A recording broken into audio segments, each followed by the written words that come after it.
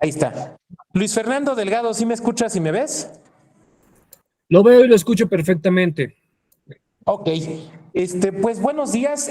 Les pido que si en algún momento me dejan de escuchar, me digan. Estoy pegadito aquí al micrófono, pero bueno, a veces pasa, ¿no? Entonces, para moverme o hacer el ajuste pertinente. Oigan, pues buenos días. Gracias por estar presentes en esta sesión del Diplomado de Democracia Participativa y Deliberativa. Pues les agradezco, insisto, que estén ustedes en esta primera sesión de dos que vamos a tener para hablar de estos mecanismos de democracia que son las consultas populares, ¿no? Los plebiscitos y los referendos. La verdad es que, pues este es un diplomado que me gusta mucho, ¿no? Por algo lo diseñé y lo coordino, pero este tema me parece un tema que además es, a menos a mí se me hace muy interesante, ¿no? Y lo voy a tratar de abordar. Van a ver que voy a tratar de hacer un ejercicio doble, espero que me salga, donde voy a estar abordando, sí, los aspectos teóricos, pero me importan mucho los aspectos prácticos. Ahora, yo estoy seguro que aquí en este salón virtual tenemos compañeras o compañeros de alguna entidad o de algún OPLE que ya les ha tocado operar un plebiscito o un referéndum, o sea, una consulta. Entonces va a ser muy interesante que en los momentos de comentarios y demás nos platiquen su experiencia.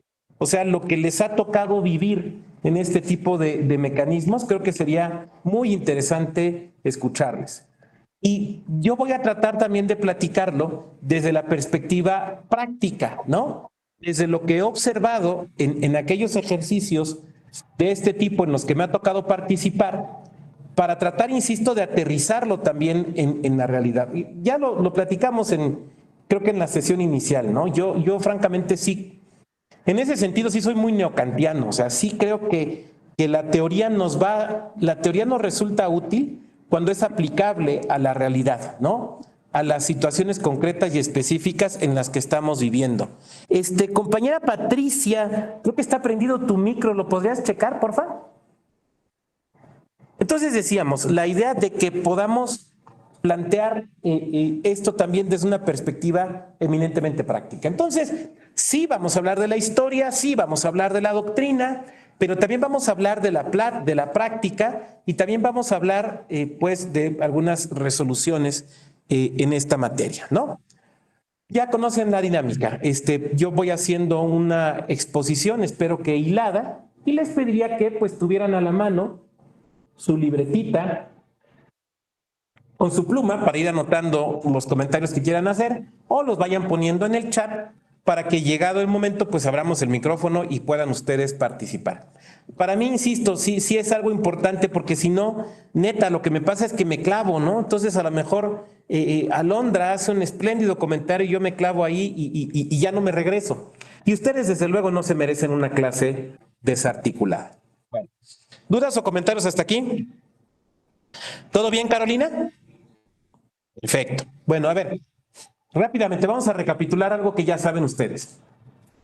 ¿Qué es democracia deliberativa y qué es democracia participativa? Quien quiera participar, ahora sí que quien quiera participar. ¿O cuál es la diferencia entre democracia participativa y democracia deliberativa? Adelante, Luis. Solamente nada más pueda comentar de que entre los dos hay algo que coincide, la ciudadanía participa. La participación se centra en potenciar a los ciudadanos para actuar y la deliberación se centra en la discusión y el debate entre los ciudadanos y otros actores. La participación y la deliberación no son lo mismo. Y es muy importante, gracias Tocayo, tener esto claro, si me permites decirte Tocayo, es muy importante tener esto claro porque si no confundimos, y el problema de confundir no es meramente una cuestión, digamos, de dogmática o de teoría, sino que le aplicamos a una figura automáticamente requisitos o elementos de otra, ¿no? Entonces, es cierto lo que dice Luis. En la democracia deliberativa y en la participativa, como diríamos también en la representativa, hay elementos, le llamaría a Aristóteles un género próximo, ¿no? Que es la existencia de una ciudadanía participando, de alguna manera.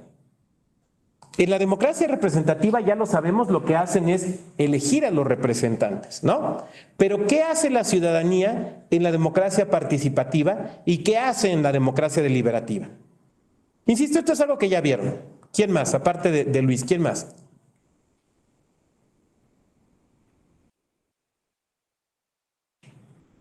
Adelante, quien quiera.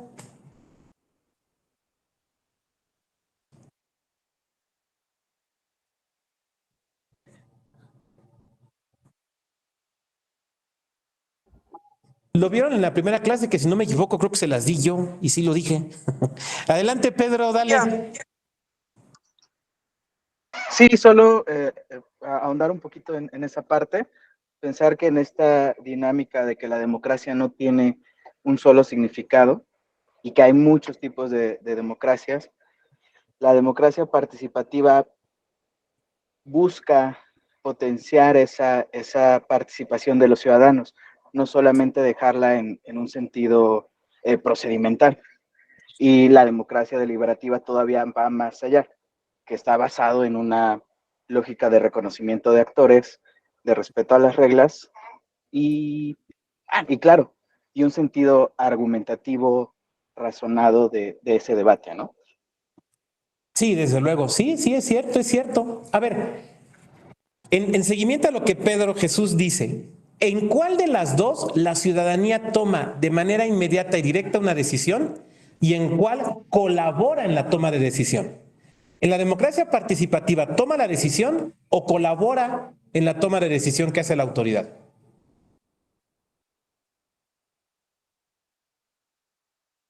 Adelante, Raúl. Gracias, profesor. Yo entiendo que la participativa toma la decisión y la deliberativa colabora para la toma de la decisión. Efectivamente, y Raúl tiene toda la razón. Esto es muy importante tenerlo claro. Dale, Pedro, adelante, querías comentar algo. Sí, justo esa parte en la que en el tema particular muchas veces depende más bien del mecanismo concreto de participación. En este caso, a veces lo que importa es ese mecanismo, ¿no? De cómo está, lo que importa es el diseño del mecanismo. Si es un plebiscito, a lo mejor solamente se va a reafirmar una decisión o se va a legitimar una decisión. Si es una consulta, pues se va a preguntar. Entonces, creo que ahí depende mucho del diseño institucional de ese mecanismo de participación, ¿no? Que inclusive va a cambiar de nombre y de ley en ley, ¿no? De diseño, pues.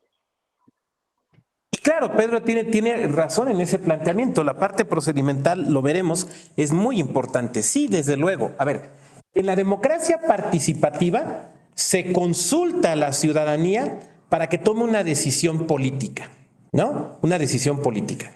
Y es entonces la ciudadanía la que está tomando de manera inmediata la decisión.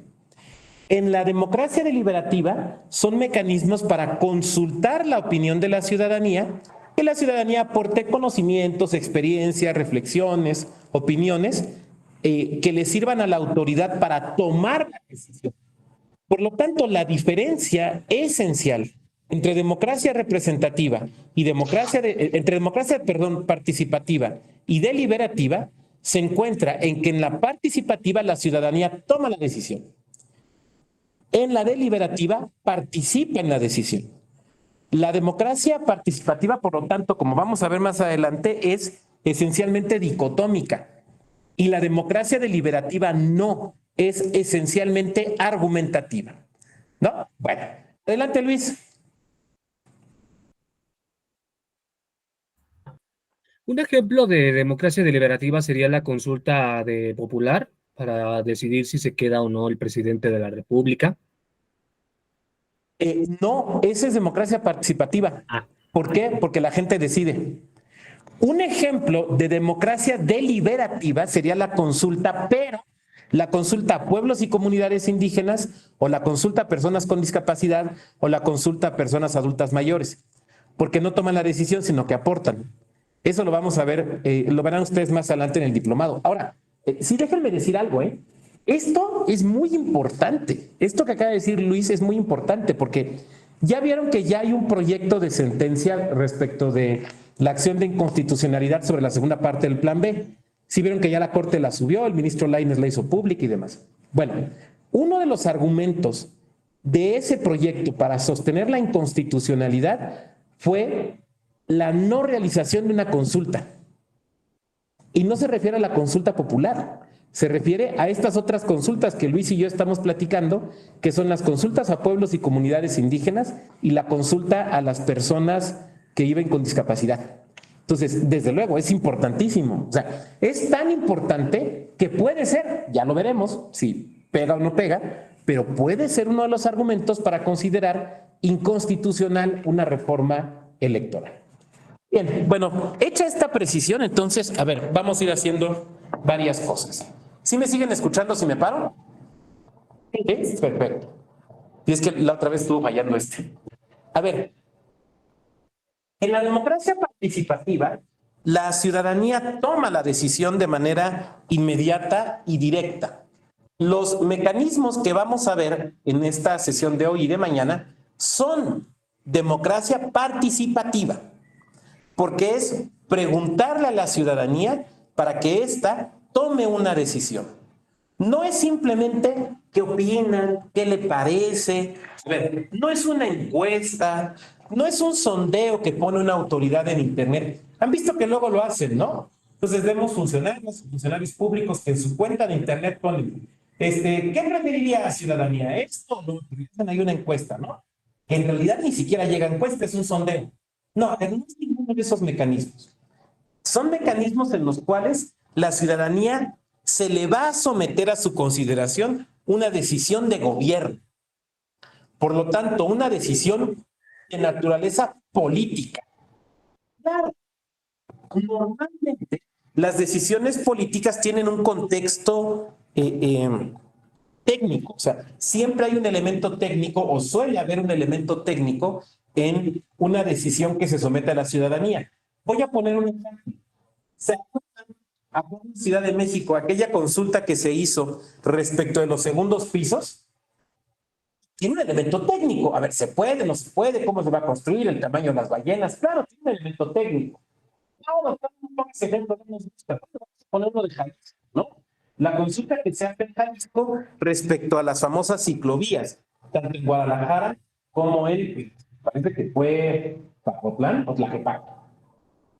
Tiene también un elemento técnico, ¿no? Por ejemplo, ¿cuál es la anchura de las ciclovías? ¿De qué color se tiene que pintar? ¿Hay que poner volardos, topes o qué elementos de protección hay que poner? Claro, no, la decisión política tiene algún elemento técnico, eso no hay que dejarlo a un lado. Pero esencialmente lo que se somete a la ciudadanía no es la consideración técnica. Esa, pues los expertos la tendrán que resolver.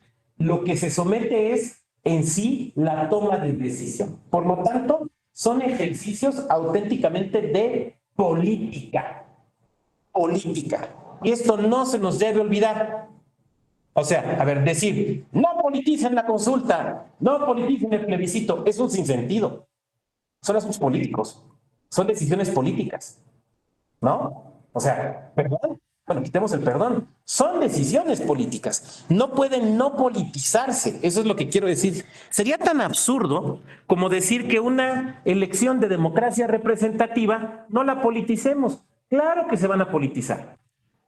Pero además, a ver, no está mal, no está mal. ¿Qué es lo político? Lo político es lo público. Aquello de lo que todas y todos podemos opinar. Y esto es muy importante. Además, es algo democrático. Y recuerden que la esencia de la democracia se fundamenta en la idea de la igualdad, donde todas y todos podemos opinar. Por lo tanto, lo primero que tenemos que desechar, ahorita que estamos en esta parte, digamos, introductoria, lo primero que tenemos que desechar es la suposición de que en estos mecanismos o ejercicios solo va a participar las personas expertas. No es así. Déjenme hago aquí un ajustito.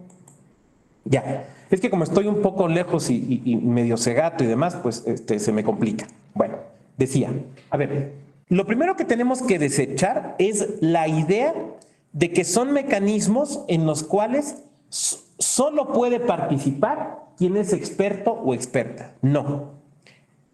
En la democracia participativa pueden participar cualquier ciudadano o cualquier ciudadana, con el único requisito de ser ciudadano o ser ciudadana.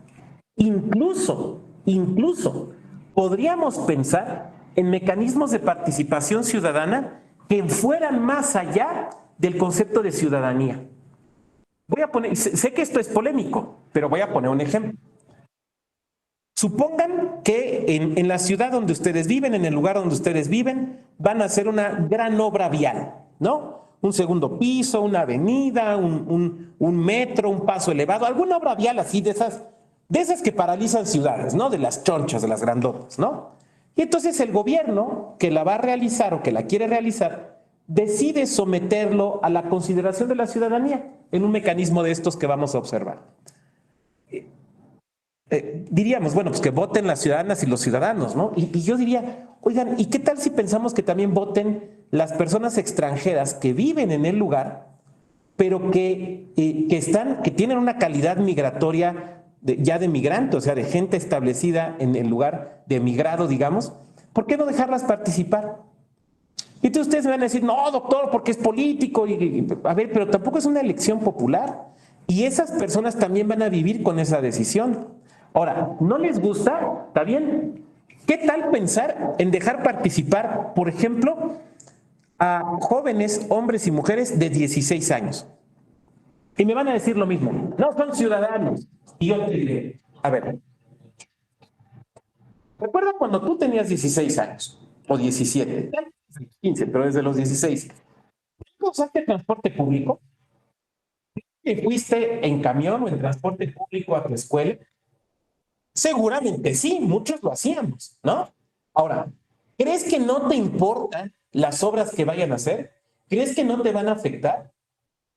Lo que estoy tratando de decir es que en estos mecanismos, si bien se llaman de participación ciudadana, si bien los hemos anclado a la idea de ciudadanía, la realidad es que pueden ir más allá. Yo no estoy diciendo que en México sea así, o sea, nadie vaya a salir de esta clase diciendo, el profesor se equivocó, dijo que los menores pueden votar en las consultas populares. Yo no estoy diciendo eso. Yo lo que estoy diciendo es que lo pensemos, ¿no? Que lo reflexionemos. Y a lo mejor me van a decir, ¿sabe qué? Tiene sentido. Bueno, pero el chiste es pensarlo, el chiste es reflexionarlo. Eso es lo que estoy planteando. Y muy importante, regreso a lo que planteaba hace un momento, que no son mecanismos donde solamente pueden hablar las personas expertas. No, son mecanismos democráticos y en democracia todas y todos podemos participar. A ver, voy a poner un ejemplo. Supongamos de nueva cuenta esa obra pública que quieren hacer ahí donde tú vives, ¿no? Esa gran obra pública.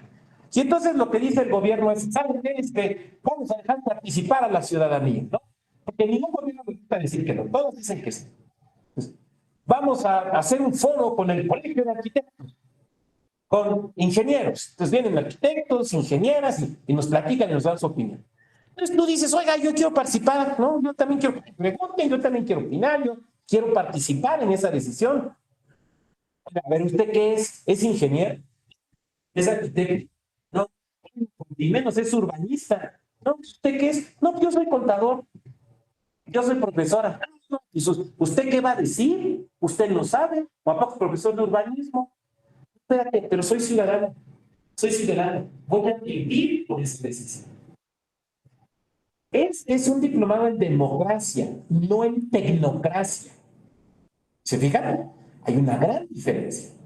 Entonces, si lo que tú vas a hacer es diseñar un procedimiento en el cual solamente van a participar los sabios, las sabias, las mentes así más grandotas, está bien, yo no digo que no les preguntes, pero no digas, eso sí, que es un mecanismo de democracia participativa. O si lo vas a decir, te voy a pedir un favor, no digas que tomaste este diplomado porque nos va a dar mucha pena que andes diciendo eso, ¿no? Entonces, ojo, yo no estoy diciendo que no puedas preguntarle a quienes saben.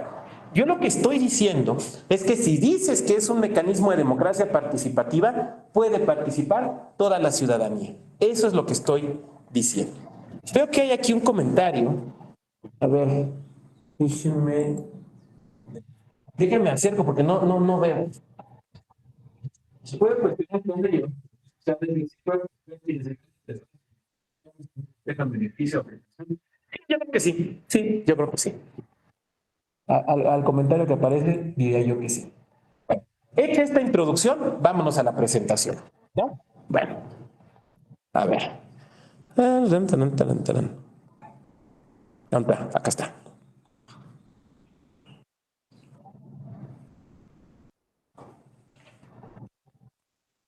¿Quién nos puede ayudar a leer esta página? O quien quiera.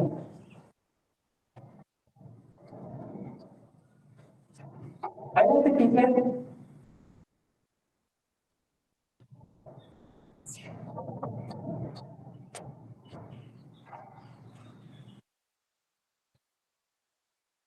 La leo yo. Consulta popular. Mecanismo de participación ciudadana que sirve para ejercer el derecho constitucional de votar en torno a temas de trascendencia nacional o de una determinada entidad federativa. Dos formas de consulta popular son A, el plebiscito, mecanismo de consulta popular por el cual la ciudadanía determina su aprobación o desaprobación de actos, omisiones o decisiones realizadas o de inminente realización del Poder Ejecutivo federal o local, elevados a la consideración de la soberanía nacional. Excelente. Bueno, empezamos entonces con las definiciones, ¿no? Muchas gracias, Raúl, por la lectura. Y dice, consulta popular, mecanismo de participación ciudadana. Podemos decir mecanismo o podemos decir procedimiento, como quieran ustedes. En todo caso, la idea que nos tiene que quedar clara es que es una serie ordenada de pasos. Alguien hablaba aquí hace un momento, no me acuerdo si algún compañero hablaba de el diseño de estos instrumentos. Claro, el diseño es fundamental. No diseñas igual un mecanismo de democracia deliberativa que uno de democracia participativa. Por ejemplo, es muy distinto un parlamento abierto a un plebiscito. Es muy distinto un cabildo abierto a una revocación de mandato. Son figuras democráticas, sí, pero de distintas concepciones o de distintas dimensiones, mejor diría yo, de distintas dimensiones de la democracia. Entonces, no se diseñan igual. Ahora, todo diseño de un mecanismo de este tipo o de un procedimiento de este tipo parte de considerar varios elementos. Primero, ¿quiénes son los destinatarios? En estos mecanismos, los destinatarios son, o la destinataria es la ciudadanía. Lo cual vamos a ver que tiene efectos muy importantes, por ejemplo, en la construcción de la pregunta, ¿no? Pero bueno, es la ciudadanía. Son mecanismos que en algún momento la ciudadanía va a operar, ya sea porque, por ejemplo, esté en las mesas receptoras del voto, o simple y sencillamente, o de las opiniones, o simple y sencillamente porque van a participar, ¿no? Entonces, ese elemento. Segunda, se tiene que pensar como un camino a seguir. ¿Cuáles son las distintas etapas? Esto es como un proceso judicial, ¿no? ¿Con qué inicia? Con una demanda, sigue la admisión de la demanda, luego la contestación, luego el ofrecimiento de pruebas, luego la admisión de pruebas, luego el desahogo de pruebas, luego los alegatos y luego la sentencia. Hay un orden lógico, ¿no? Es lo que estoy tratando de demostrar. Entonces, aquí es igual. O sea, no inicias con la petición y luego la consulta y luego la aprobación del tribunal. No. O sea, hay que seguir un orden lógico. Ahora, me van a decir ustedes, pues eso se entiende. Y yo diré, ni madres, no siempre se entiende. Les voy a poner un ejemplo, en un caso que estoy estudiando ahorita. ¿Se acuerdan de Evo Morales? Que creo que vive en México, no sé si ya regresó, pero... Empieza toda la crisis de Bolivia respecto de Evo Morales.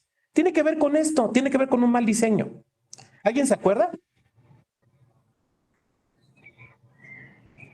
Don Evo era presidente de Bolivia, ¿no? Y la constitución boliviana limitaba las reelecciones que podía tener un presidente. Entonces, someten a consulta en su versión de referéndum, y tengo la sentencia, lo tengo en la oficina porque lo estoy estudiando. Ya la he estudiado, pero estoy escribiendo un texto sobre eso. Bueno, someten a consulta en su versión de referéndum la posibilidad de una reforma constitucional para quitar la limitación de la reelección, o sea, para que se pudiera reelegir más veces, esencialmente. Hacen la consulta y después de hecha la consulta, insisto, ya después de que la gente se organizó, votaron, contaron los votos, las boletas, el Estado gastó, ustedes saben que las elecciones son caras, gastó en todo eso. Ya que se hizo todo eso, sale que gana el no, o sea, el no reformemos. Y después de eso, la Corte Plurinacional Constitucional del Estado Libre dice, ¿qué creen? La consulta es inconstitucional.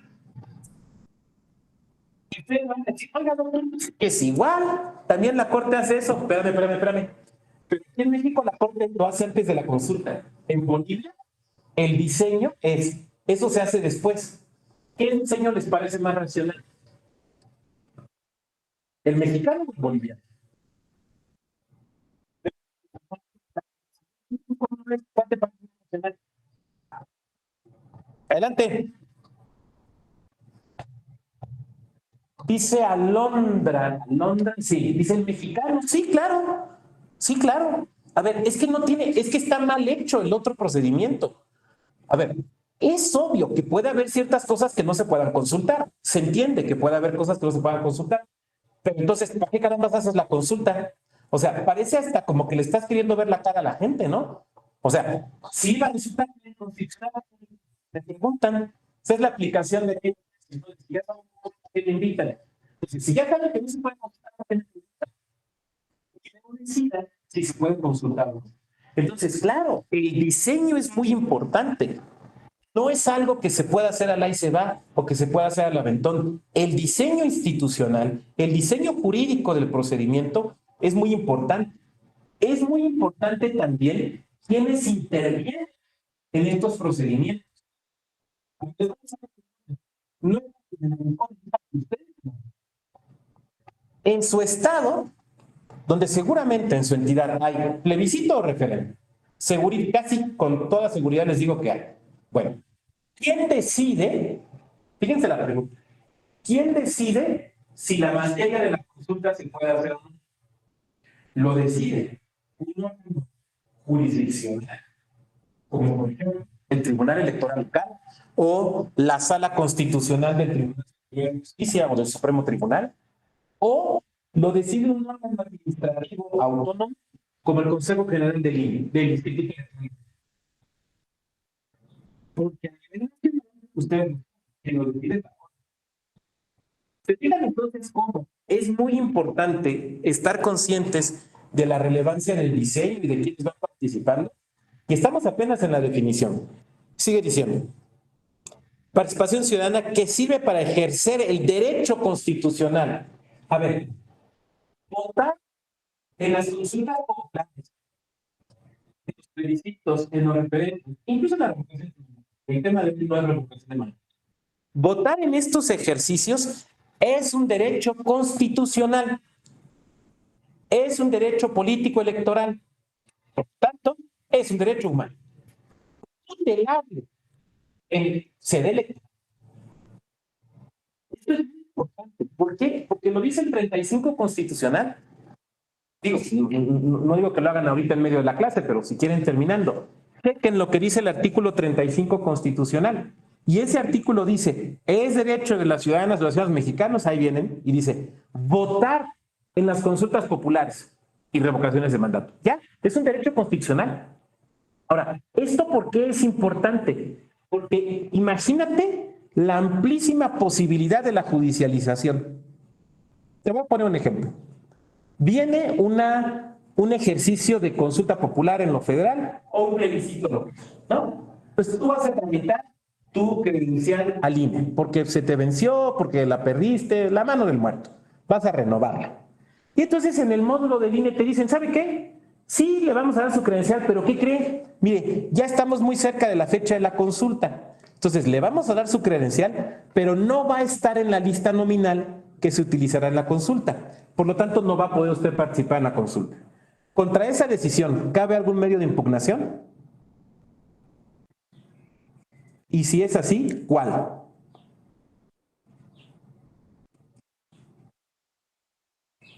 Adelante, Víctor. Sí, claro, el JDC, claro, se promueve un juicio electoral, que es el juicio para la protección de los derechos político-electorales del ciudadano, claro, ante el Tribunal Electoral, el Poder Judicial de la Federación, la sala correspondiente. Entonces, ¿por qué? Porque es un derecho político-electoral, porque es un derecho humano votar en estos ejercicios. Cuando la autoridad no los, debiendo autorizar, no los autoriza o cuando no te permite participar, te está violentando un derecho humano. Ahora, esto también tiene otro efecto importantísimo. Esto sobre todo, obsérvenlo muy bien, aquellas compañeras o compañeros aquí del salón de clases que trabajan en un OPLE, en un tribunal electoral, en el INE, en alguna autoridad electoral. Para ti en particular como funcionario público te está diciendo que la organización de estos ejercicios no es simplemente algo más que hay que hacer en la chamba, sino es la materialización de un derecho humano. Tan importante, y me hago cargo de mi comentario, tan importante como el de votar en las elecciones representativas. Al menos tan importante como eso. O tan importante como eso. Aquí está la Constitución. ¿O a poco ustedes me van a decir que hay derechos humanos más importantes y menos importantes? Yo creo que no me lo pueden. Si quieren, ahorita me lo dicen. No, sí, ¿no? Entonces, cuando a ti como funcionario electoral, supongamos que aquí está un señor secretario ejecutivo de un OPLE o una señora directora jurídica de un OPLE, cuando se presenta una petición de este tipo, tienes que analizar, o alguna consejería o asesora de consejería, tú lo tienes que analizar no pensando que pues es otra cosa más que hay que hacer. No, lo tienes que pensar como que estás obligado por la Constitución, fíjate bien, recuérdalo, a respetar, maximizar y proteger los derechos humanos. Y este es un derecho humano. Entonces, no es una cosa más que hay que hacer, es la materialización de un derecho político electoral.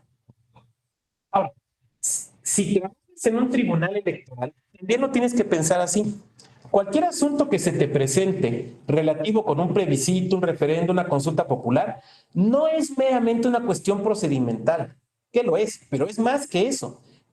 Tiene que ver con la materialización de un derecho humano, de un derecho humano en materia electoral.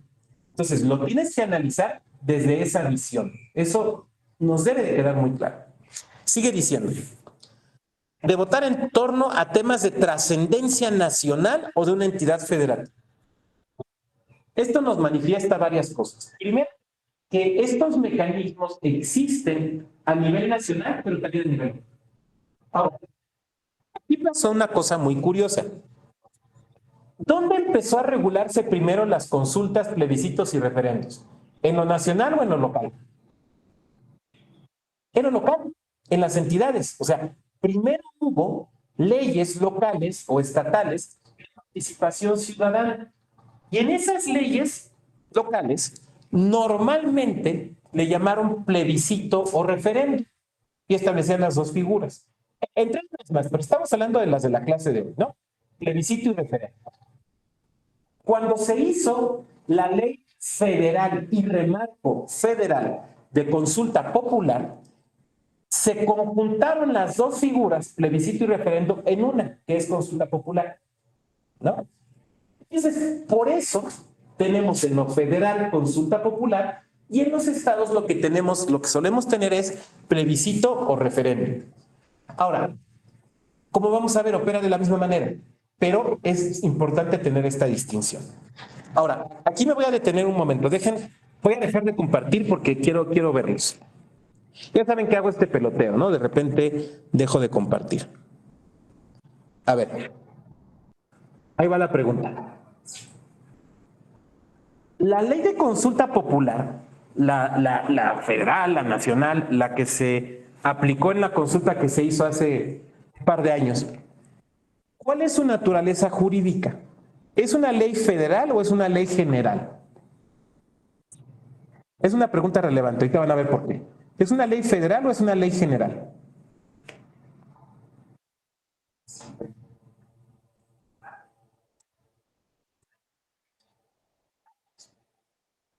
Es general, dice Víctor. Alondra dice es general. Ok, váyanse a Google y búsquenla y me dicen cómo se llama.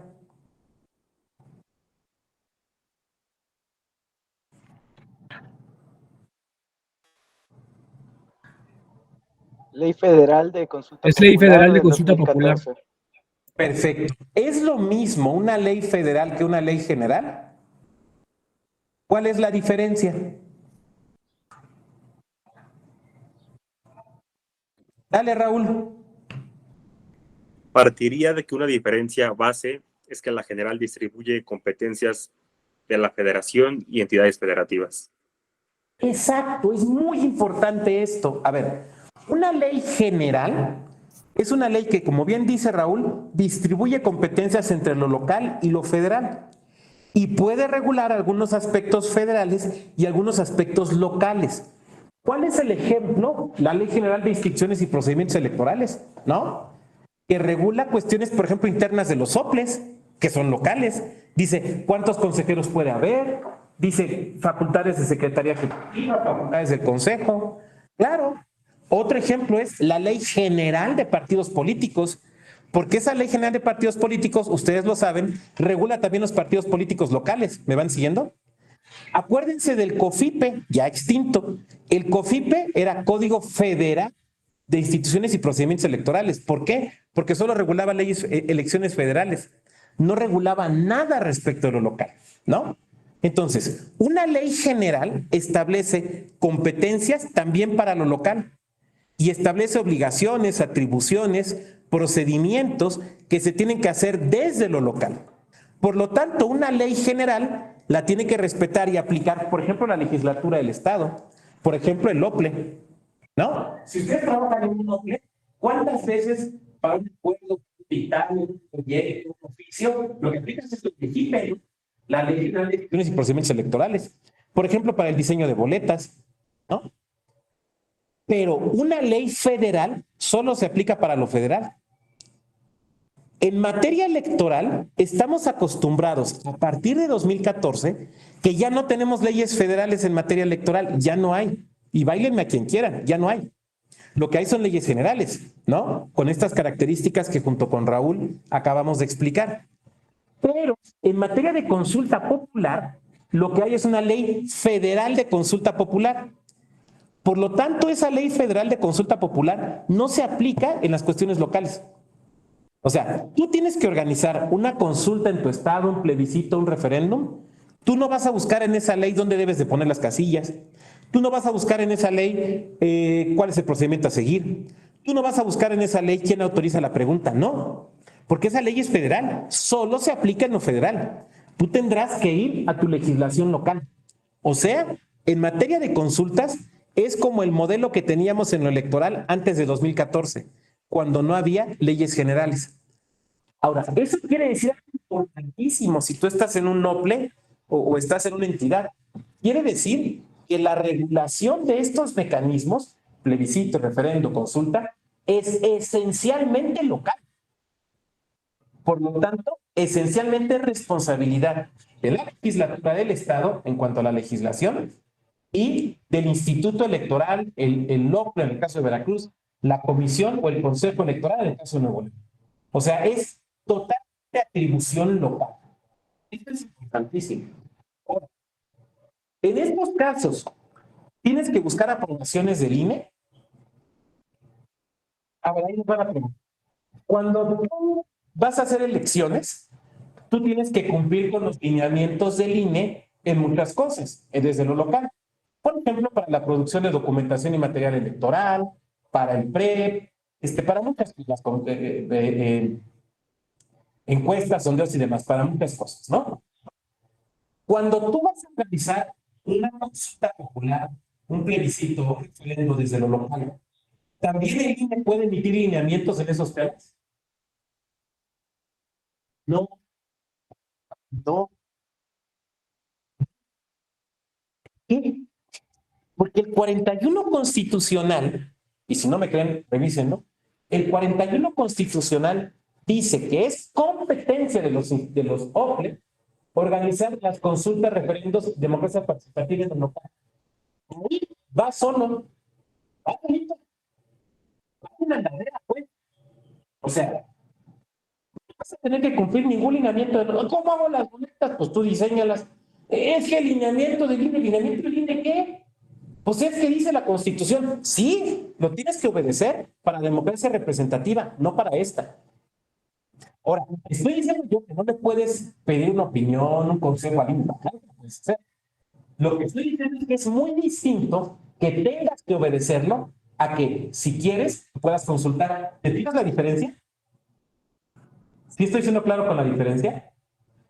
Entonces, fíjate qué interesante. O sea, la verdad es que, bueno, a mí se me hace, qué padre, porque si estás en un OPLE o en un tribunal local, pero sobre todo en un OPLE, resulta que en estos casos, directamente es el OPLE quien va a tomar todas las decisiones, las chiquitas y las grandotas. A mí se me hace esto muy, digamos, muy federalista, ¿no? Ahora, también habrá, sobre todo gente que se haya incorporado a lo electoral después de 2014, también habrá quien se espante. Entonces no le pregunto al INE, no, vas tú solito. Es que me da miedo. Porque en el modelo de las elecciones representativas ya nos acostumbramos a que el INE nos resuelve muchas cosas. ¿Por qué? Pues porque tiene la competencia constitucional, nada más por eso. O sea, no porque se quiera meter, sino porque tiene la facultad constitucional.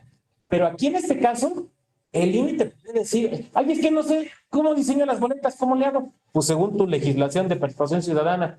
Ay, pues es que vas solito. Pero también a mí se me hace muy padre porque, a ver, por ejemplo, ¿te ha pasado que estás revisando, por ejemplo, el formato de acta de casilla o de acta de resultados y dices, siento que se podría hacer mejor de otra manera? Pero no lo puedes hacer porque tienes que seguir los lineamientos del INE. Aquí sí lo puedes hacer. Sí lo puedes hacer. Te voy a poner un ejemplo. Hay OPLES que para diseñar la documentación y el material electoral de este tipo de ejercicios les preguntan, por ejemplo, a unidades de la Universidad Pedagógica Nacional o se asesoran con las escuelas normales de sus estados para diseñar formatos entendibles por la ciudadanía de su entidad. La verdad, la neta, ¿qué pasa? Por ejemplo, los candados o las medidas de seguridad en las boletas pueden ser distintas que las que están en la ley por las que dice el INE. Entonces, te puedes inventar otras.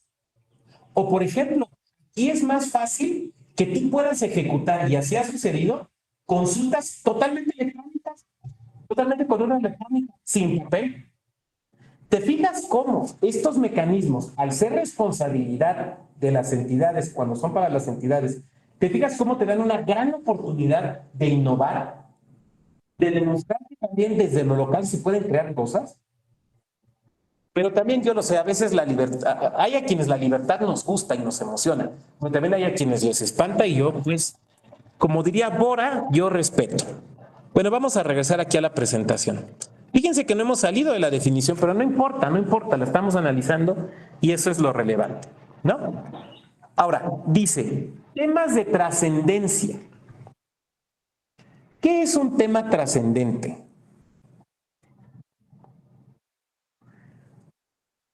Por ejemplo, a ver, ¿construir una cancha de fútbol en un terreno municipal es un tema trascendente?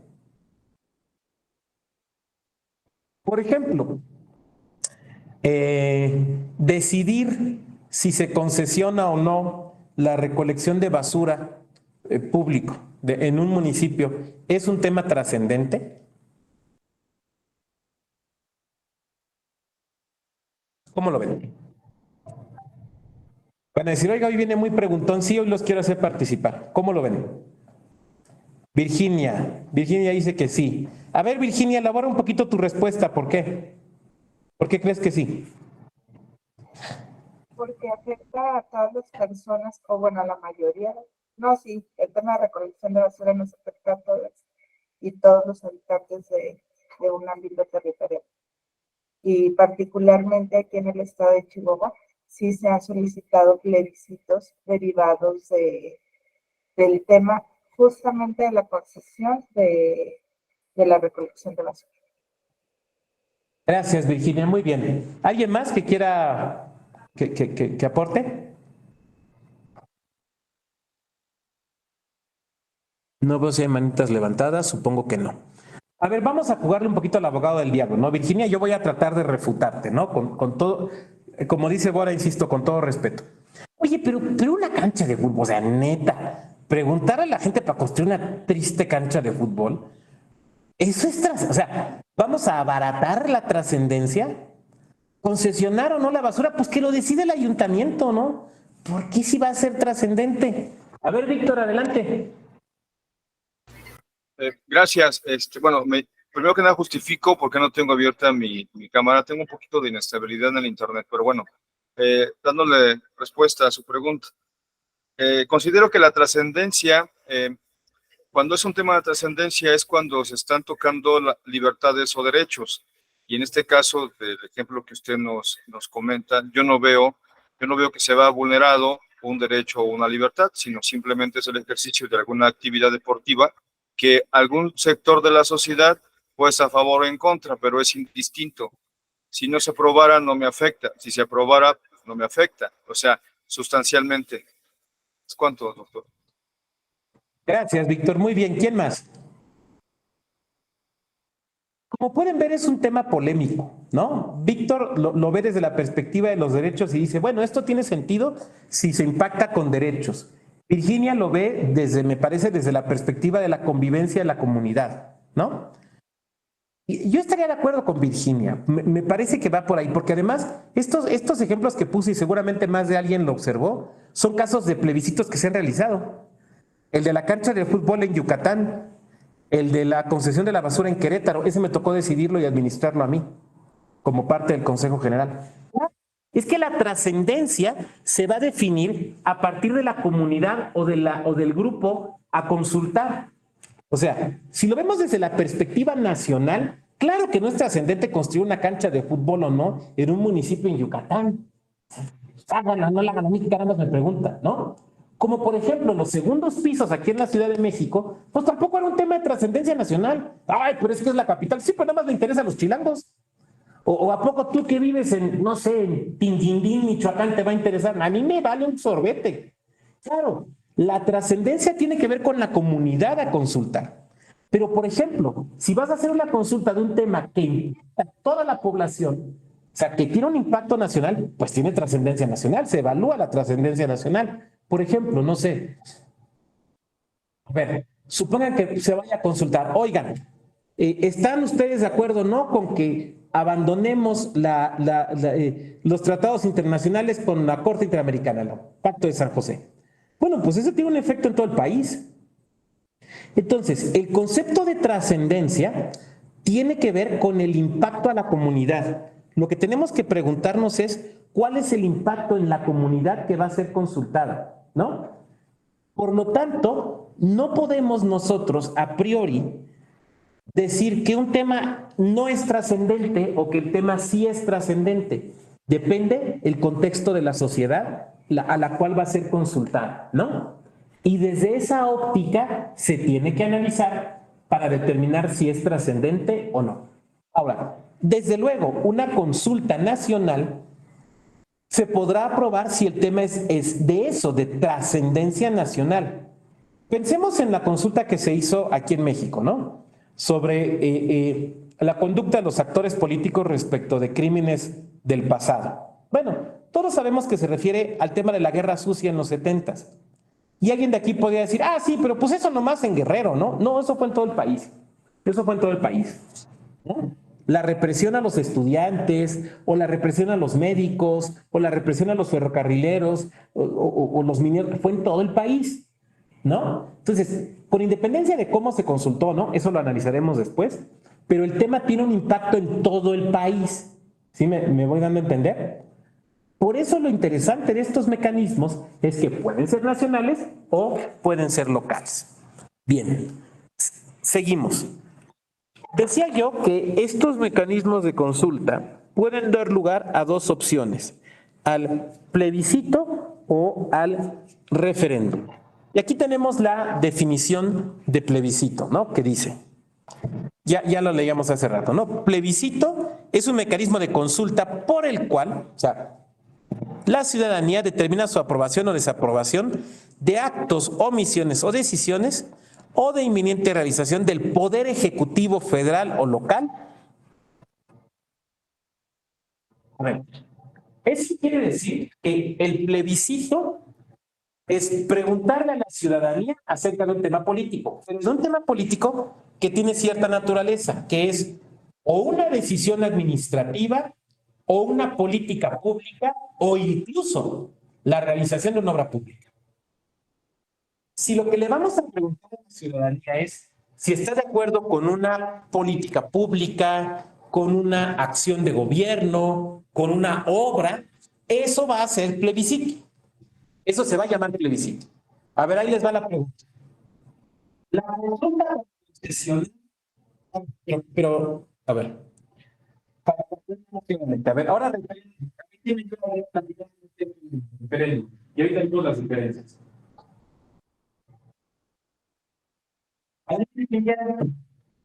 Perdón, ahí sí se le está cortando un poquito.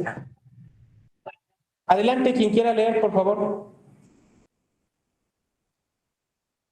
Referéndum o referendo. Mecanismo de democracia directa para expresar la aprobación o desaprobación de la ciudadanía respecto a aprobar o rechazar la creación, modificación o derogación de un documento normativo constitucional o legal. En singular, referéndum o referendo del latín gerundio refere, volver a llevar para el caso, volver a considerar una decisión de tipo normativo, ya sea antes o después de su expedición. En plural, referendos o los referéndum, igual que en singular, y también es válido utilizar referéndums.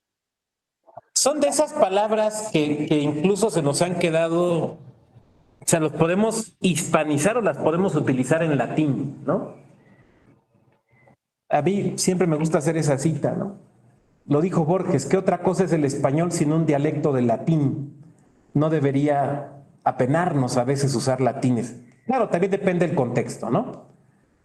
Pero sí, claro, a ver, tanto el referéndum como el plebiscito son formas de preguntarle a la ciudadanía y de que la ciudadanía tome una decisión. Pero lo que las distingue no es tanto el procedimiento de ejecución, que básicamente es el mismo. Por eso a nivel federal ambas se llaman consulta popular. Lo que las distingue es el objeto de la consulta. A ver, les voy a lanzar varias preguntas y ustedes me van a decir si es plebiscito o referéndum. No, hagan de cuentas como examen de opción múltiple. La consulta para construir los segundos pisos, plebiscito o referéndum. Es un plebiscito. Virginia y Luis dicen plebiscito. La consulta para construir el famoso corredor acá que iban a hacer en la Roma y la Condesa, plebiscito o referéndum. También es un plebiscito. La consulta que se hace en todos los... la consulta que se hizo en Chile para aceptar o no la nueva constitución, plebiscito o referéndum. Referéndum. Una consulta a la ciudadanía para ver si endurecemos las penas contra los ladrones, plebiscito o referéndum. La consulta a la ciudadanía para ver si cambiamos de forma de Estado. Ah, ya está más difícil. ¿Referéndum?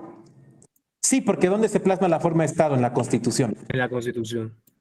Bien, pues ustedes, porque son gente inteligente, lo han visto con mucha claridad. Claro, esa es la diferencia entre plebiscito y referéndum. De hecho, lo podemos sacar, digamos que por exclusión, ¿no?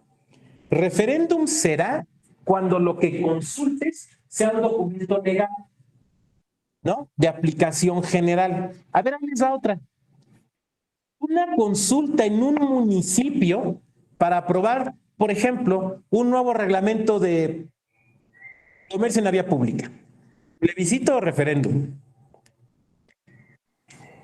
Es un referéndum. Pero no es ley, es reglamento.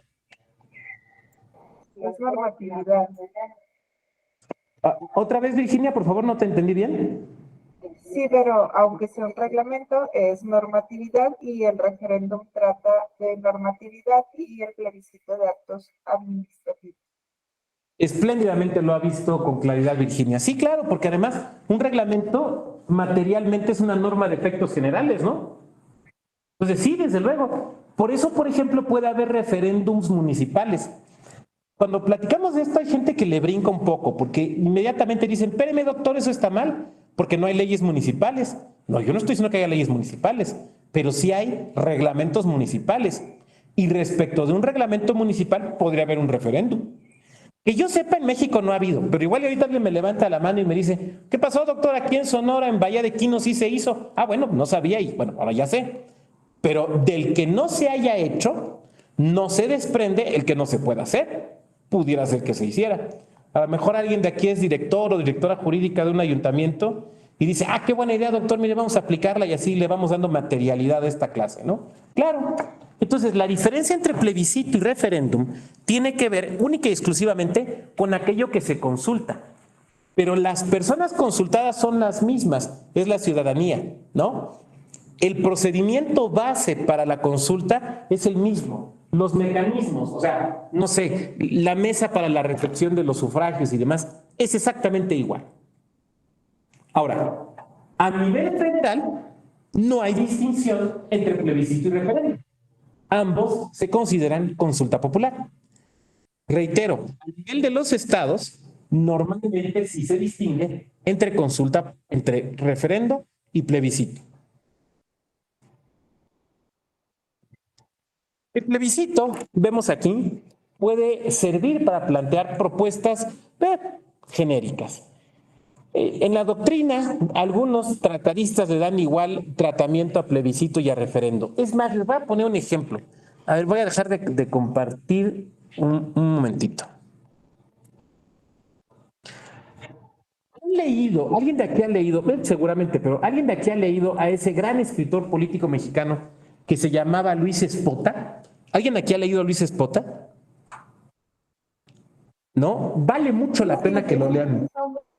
Virginia, perdón, no te entendí. Yo sí. Ah, perfecto, Virginia. Y seguramente, no sé si como a mí, pero a poco no se lee muy rápido y es muy padre de leer.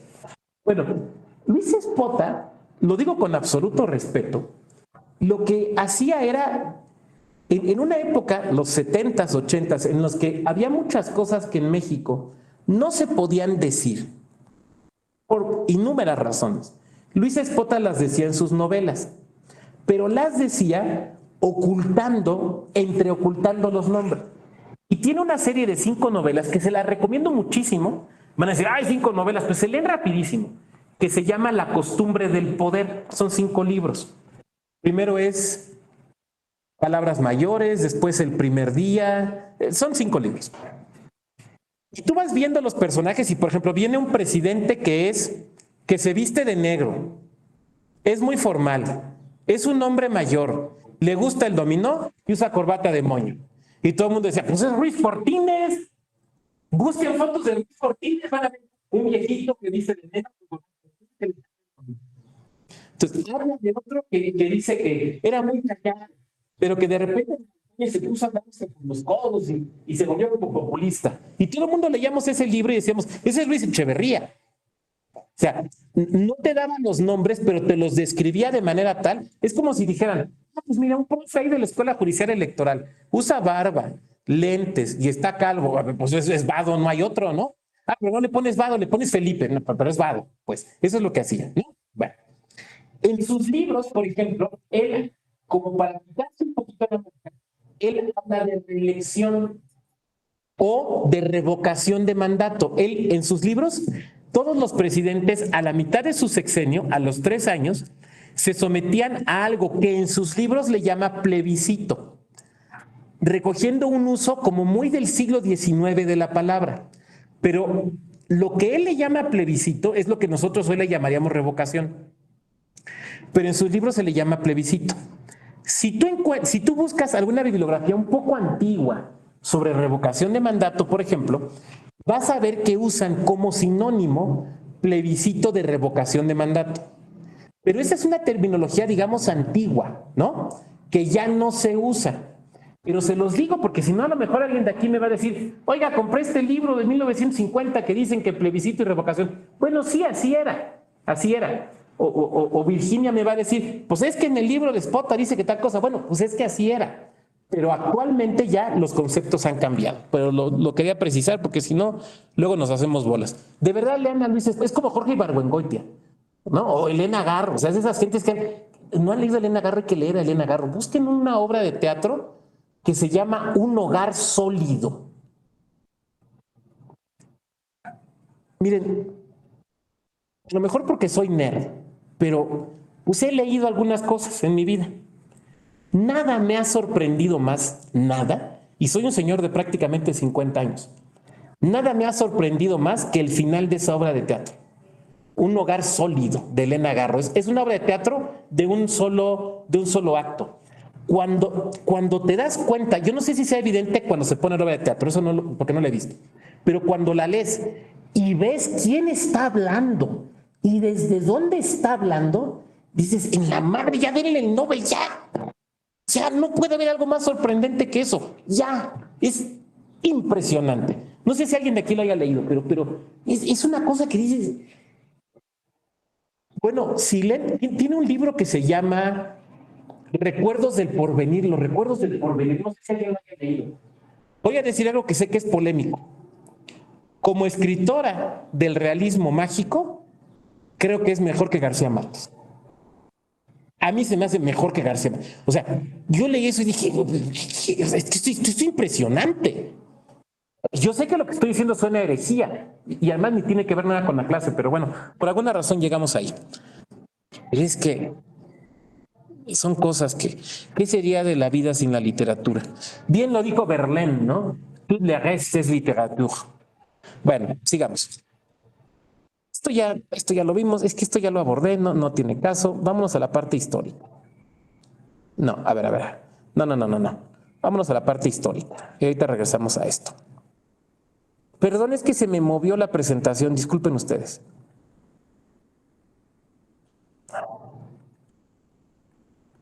¿Qué pasó? Se me borró, perdón. A ver, no, voy a dejar de compartir porque algo se me borró. ¿Qué pasó? Espérenme tantito. ¿Dónde está? No, ¿saben qué? Se me borró una parte de la presentación. Bueno, entonces lo platico. A ver. El origen de la distinción entre plebiscito y referéndum es un origen histórico que hay que comentarlo, que tiene que ver con Roma. Roma, en la época en la que es una república, ¿no? O sea, la época de la República de Roma, de los dos cónsules, el Senado y demás, ustedes saben que era una república porque ejercía una cierta forma de democracia, un poco aristocrática si quieren, o mucho aristocrática, pero digamos que sí una forma de democracia, en la cual las leyes no eran aprobadas por el Senado. O sea, si alguien de aquí piensa que pues el Senado romano era como su Congreso de la Unión, no, porque no hacía leyes, cumplió otras funciones distintas. Las leyes se proponían a la ciudadanía romana y las votaban en comicios. De ahí nos viene la palabra comicios para referirse a las elecciones. Comicios que podían ser por curias o por centurias. Era la organización interna de los romanos. El tema de las centurias era muy interesante porque la centuria era una unidad normalmente con personas que tenían una relación de parentesco que votaban juntas, pero no solo votaban juntas, sino que iban juntas a la guerra. O sea, era lo mismo una unidad para efectos, digamos, algo más o menos parecido a lo que hoy entenderíamos por sección electoral, para efectos de votar, pero también para efectos de ir a la guerra. Era una figura muy interesante, ¿no? Entonces, cuando se iba a hacer una ley, se hacía lo que se llamaba la esponsio pública. La esponsio pública era el compromiso de la ciudadanía de decir, me voy a obligar a cumplir esta ley, voy a cumplir con esta ley. ¿Eso cómo se hacía? En votaciones públicas. La gente iba, los ciudadanos romanos, iban y votaban acerca de esto. Aquí viene una pregunta interesante. ¿Cómo sabían que un ciudadano romano era un ciudadano romano? No lo vimos en la primera clase, ¿verdad? ¿O sí lo vimos? Porque si lo vimos, lo estoy repitiendo. Ah, bueno, pues ya lo vimos. Entonces ya saben cómo. Bueno, entonces votaban allí. Ahora, Roma era una república aristocrática, en la cual había una clarísima distinción entre las familias patricias y los plebeyos. Fíjense, esto es tan importante que hasta la fecha recordamos y conocemos los nombres de las familias patricias. Por ejemplo, los Escipiones, por ejemplo, los Torcuatos, por ejemplo, la gens Julia. O sea, son apellidos aristocráticos, vamos a decirlo en términos modernos, eran los fifís de Roma. Pero ser fifí de Roma era ser fifí, realmente fifí. O sea, los que se iban a comer pato al punán, ¿no? Entonces, por eso se nos han quedado los nombres. Vuelvo al ejemplo de los Torcuatos. Es que este tiene un origen interesantísimo. Es en latín torques, quiere decir collar. Los Torcuatos era una familia muy antigua a la cual un rey romano, no me acuerdo si alguno de los tarquinos, les dio el derecho de usar un collar enfrente de ellos. Entonces, por eso eran los torques, los Torcuatos.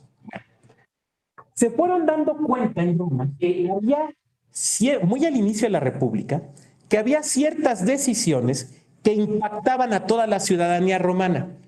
Por ejemplo, una leva, ¿no? Porque pues había que ir a la guerra y pues iban los patricios y los plebeyos. A lo mejor los plebeyos iban de soldados y los patricios, no sé, de capitanes para arriba, pero todos iban. Eso afectaba a todos. Pero también se empiezan a dar cuenta que hay ciertas decisiones que solo impactan o afectan a los plebeyos, ¿no? Y estoy utilizando el término porque era el término que usaban los romanos, si no, no sería claro, a los plebeyos. Eso provocó que empezaran a surgir magistraturas, o sea, cargos públicos solamente para los plebeyos. Por ejemplo, el pretor de la plebe, que solamente desempeñaban sus funciones públicas por referencia a los plebeyos. Pero también que había ciertas decisiones que iban a tener efectos generales, pero solo entre los plebeyos. Esto es, que no iban a afectar a los patricios. Entonces, lo que dijeron los patricios es, qué flojera tener que ir a votar esos comicios cuando son decisiones que solamente afectan a los plebeyos, que solo voten los plebeyos. ¿Para qué me paro este domingo que hoy juega, pues no el América, pero juega la Roma?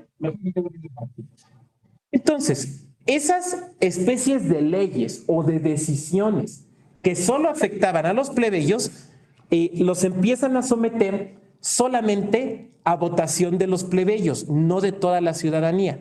Y eso se llamó plebiscito. Por eso plebiscito viene del plebe. ¿Quién es el plebe? Bueno, pues, los compañeros, las compañeras del norte, pues aquí la plebada son los chamacos. No, a ver, en Roma, la plebe es quien no es un patricio, punto. Y entonces, en ese modelo, un plebiscito era una consulta que solo se hacía a la plebe porque no impactaba en toda la población, porque no le importaba a los patricios.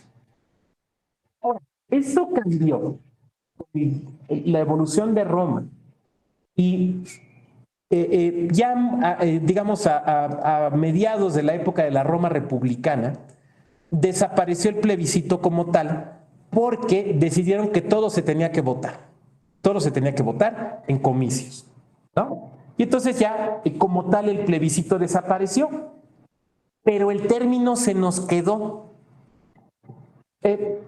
Si ustedes me preguntaran, oiga, doctor, ¿y tiene algún caso mantener la distinción entre plebiscito y referéndum? ¿No sería mejor utilizar solamente consulta popular?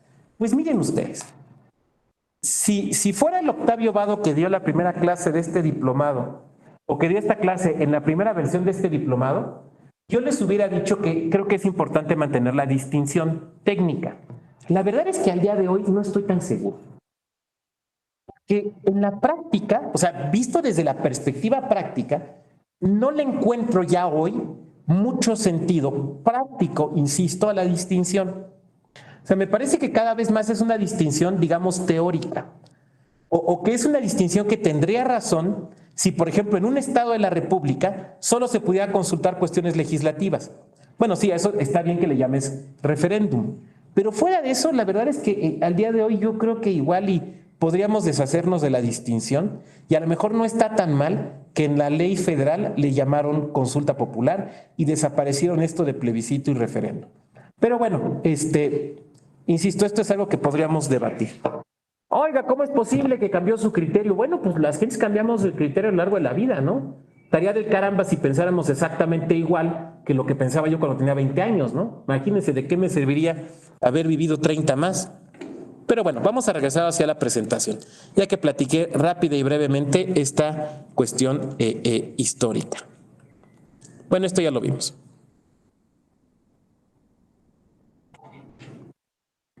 Ahora, en el marco internacional, o sea, antes de hablar de México, vamos a hablar de lo internacional. ¿Existen plebiscitos, referendos y demás? Sí. Cerca de 96, según los datos de Idea Internacional, cerca de 96 países en el mundo tienen algún mecanismo de democracia participativa, que puede ser consulta, plebiscito, referendo o revocación de mandato. Y algunos, como es el caso mexicano, tenemos más de uno, ¿no? Entonces, digamos, la respuesta formal es que sí. La mayor parte de los países del mundo tienen algún tipo de estos mecanismos. Sin embargo, la verdad es que tenemos que ser un poquito más complejos en responder. Tendríamos que analizar caso por caso. Por ejemplo, Suiza, que lo vamos a analizar. Suiza es un país que es famoso porque hace muchas consultas, ¿no? Entonces no digan, pues Suiza, claro, ahí tienen, ¿no? Pero, por ejemplo, Estados Unidos, si yo preguntara, ¿Estados Unidos tiene esto? A lo mejor alguna o algunos de ustedes me dirán, no, doctor, ahí no han hecho ninguna. Y yo diré, no, sí, hacen a cada rato. Oiga, ¿cómo? Es que lo hacen en lo local, no lo hacen en lo federal. O sea, Estados Unidos no tiene consulta popular federal como tenemos nosotros, o plebiscito o referéndum federal, no lo tiene. Pero en los estados lo tienen y lo usan muchísimo. Ahorita vamos a platicar, muchísimo. Hay otros países que lo usaron y ya no lo han vuelto a usar. Hay otros que lo usaron, pero después vino una decisión internacional que prácticamente lo desactivó. Estoy pensando Uruguay, con el famoso caso Hellman de la Corte Interamericana. Y por último, hay otros países que lo tienen en sus leyes, pero nunca lo han usado. Entonces, este criterio meramente normativo, la verdad es que me parece un poco pobre. Claro, a lo mejor es el más fácil, pero no deja de parecerme un poco pobre. Ahorita no, porque tendré que ir a la oficina, estoy aquí en la oficina, tendré que estar un rato solitos y no se vayan a ponerse a aventar de cosas y demás. Pero mañana les voy a mostrar un libro y les voy a poner la liga, estoy casi seguro que está en internet, que coordinó una antigua compañera mía del Consejo, Gema Morales, sobre mecanismos de participación ciudadana en todo el mundo. Entonces vienen casos, Estonia, por ejemplo, ¿no? ¿Cómo hacen las consultas populares en Estonia? Y alguien de aquí hasta dirá, ¿y qué es una Estonia? Bueno, pues es un país que está ahí pegadito a Rusia, ¿no? Entonces, bueno, por ejemplo, ese tipo de mecanismos. Pero me quiero centrar en algunos casos que creo que pueden ser paradigmáticos. A ver, cuando pensamos en este tipo de mecanismos de democracia, ¿en qué país pensamos inmediatamente? ¿Cuál es el país que viene a nuestra mente? Yo creo que Suiza, ¿no? O sea, siempre que hablamos de participación ciudadana y demás, pensamos inmediatamente en Suiza. Y claro, Suiza tiene cosas muy interesantes. La tumba de Freddie Mercury, la tumba de Borges, cuentas cifradas, vacas lecheras, chocolate y diamantes. Tiene cosas muy interesantes. Y tendemos a idealizar la democracia suiza. Yo tendría mis severas reservas, porque como ya comentamos en la primera sesión, bueno, veamos un caso. Suiza fue de los últimos países en permitir el voto de la mujer, hasta los años 70. O sea, perdón, pero a mí eso no se me hace ideal, ¿no? Entonces, cuando pensamos en, es que los suizos no dejaban votar las mujeres hasta hace muy poquito, entonces así como que muy incluyentes, yo tendría mis severas dudas. Pero es cierto que tienen esta costumbre de la democracia participativa, de los plebiscitos y los referendos. A ver, primero habría que ir diciendo varias cosas. Primera, Yo voy a hablar aquí solamente de la práctica suiza en plebiscito y en referendo. No voy a hablar en revocación, eso lo verán ustedes en otra sesión. No voy a entrar a esa parte. En plebiscito y en referendo sí, pero es que hay que entender algo. Suiza es un país sumamente peculiar, muy peculiar. Primero, porque no hay una cultura única, ¿no? Ustedes lo saben, hay una parte de Suiza donde hablan italiano y son católicos. Hay una parte donde hablan francés, hay una parte donde hablan alemán. Y hay una parte en el centro de Suiza donde no hablan ninguno de esos, sino hablan un idioma que se llama rético y que solamente ellos entienden, ¿no? Entonces, Suiza es un país auténticamente multicultural. Uno, dos. Alguien aquí podría decir, oiga, ¿por qué los que hablan francés no se unieron a Francia, los que hablan italiano a Italia, los que hablan alemán a Alemania? Porque eran pueblos de la montaña ferozmente independientes, que no querían tener rey que les mandara, y menos un árabe que les mandara. Entonces, lo que los unió no fue ni su religión ni su idioma, que no eran los mismos, sino esa defensa de su independencia. De decir, a nosotros no nos va a mandar nadie. ¿Quién va a mandar? Nosotros. Entonces, nacen con una idea muy fuerte de democracia, pero de una democracia fuertemente descentralizada y muy comunitaria. Y eso da lugar a que su forma de Estado sea federal. Pero recordemos algo, hasta 1903, Suiza ni siquiera era una federación, era algo todavía más laxo, era una confederación. Y no se llamaba Suiza, se llamaba Confederación Helvética. Confederación Helvética. Bueno, y me van a decir ustedes, pues México también es federación, sí, pero totalmente distinta. Miren, se los voy a poner con un ejemplo. El Ejecutivo Federal Suizo es colegiado, no tienen un solo presidente. ¿Cómo tiene un presidente suizo? Sí, ese es el presidente colegiado. Pero es un cargo que se turnan entre sus miembros, que se desempeña por un... Y básicamente no es conducir los debates cuando se reúnen todos. O sea, tiene más poder el presidente municipal que el no tiene.